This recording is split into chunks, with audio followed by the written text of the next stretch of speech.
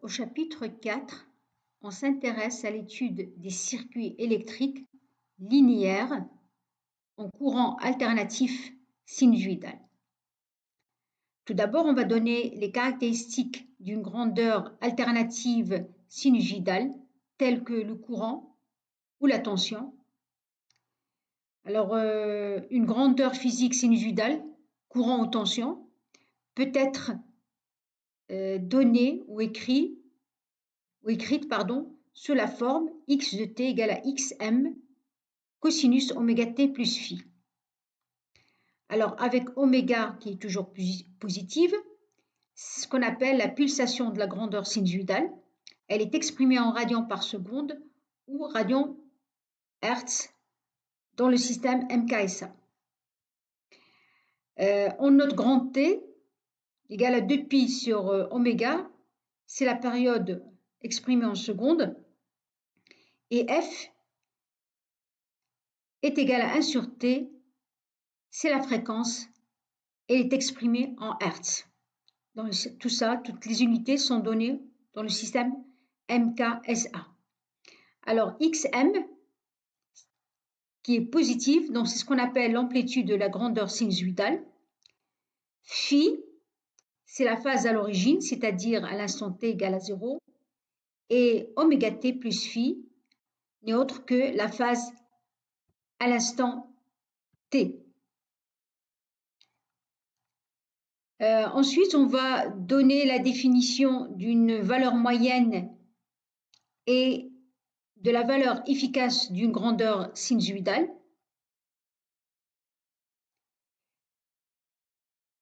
Alors, quand on a une grandeur physique sinusoïdale de la forme xm cosinus oméga t plus phi, c'est une fonction périodique. Donc, on cherche sa moyenne sur une période. On trouve que c'est égal à 0. La valeur efficace notée x, indice EF. Alors, si c'est pour le courant, on écrit I, efficace. Si c'est pour une tension U de T, par exemple, on écrit grand U, efficace.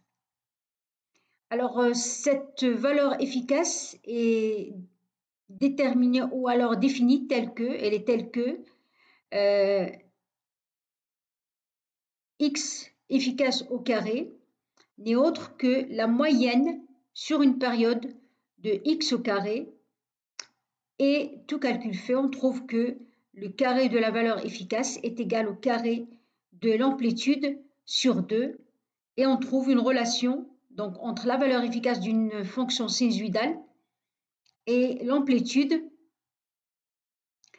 telle que donc, donc la valeur efficace est égale à l'amplitude sur racine de 2, donc à savoir par cœur. Alors après là, on donne quelques notions sur les notations complexes.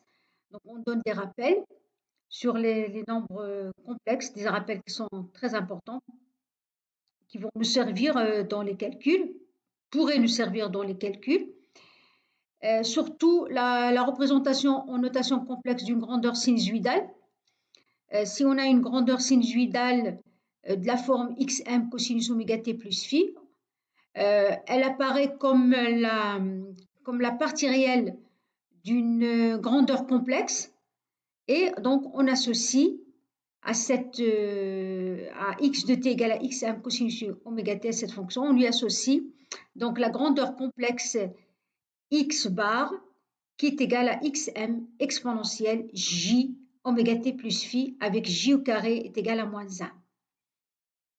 Et donc le x de t ne sera autre que la partie réelle de cette grandeur complexe. Et on va avoir donc x bar est égal à xm exponentielle j oméga t plus phi, qu'on peut écrire xm exponentielle j phi exponentielle j oméga t, et on appelle xm. Alors on note d'abord xm exponentielle j phi, on la note grand x bar, et ce sera ce qu'on appelle l'amplitude complexe de x bar et on a j carré est égal à moins 1. On utilise la notation complexe parce que c'est une l'exponentielle j, donc c'est la fonction exponentielle, c'est une fonction très facile à manipuler, que ce soit sa dérivée ou son intégration. Ça va nous faciliter donc les calculs par la suite.